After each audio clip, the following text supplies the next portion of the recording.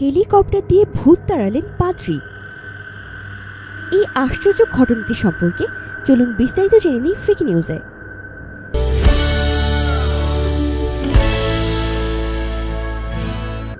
ভূতের জ্বালায় সেখানে দিন কাটানো দায়।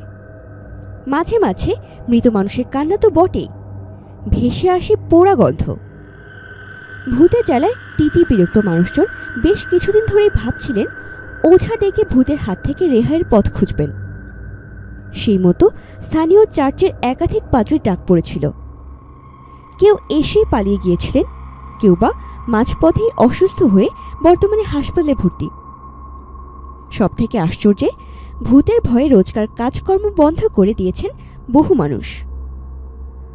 অবশেষে সমস্যা মোকাবেলায় ডাক পড়ল ক্যাথলিক চার্চের সদর দপ্তর ভ্যাটিকানের নাম করা এক পাদ্রীর। ভ্যাটিকান থেকে এলেন ফাদার জর্জ নামের সেই পাদ্রী। তবে বেশ কয়েকদিনের চেষ্টার পর তিনিও ক্যাসল মায়ার দ্য স্ট্যাবিয়াতে ঢুকতে ব্যর্থ হলেন। তবু হাল ছাড়া পাত্র নন ফাদার জর্জ। অতঃপর হেলিকপ্টার থেকে ভূত ছাড়ানোর জন্য প্রস্তুতি নিলেন তিনি।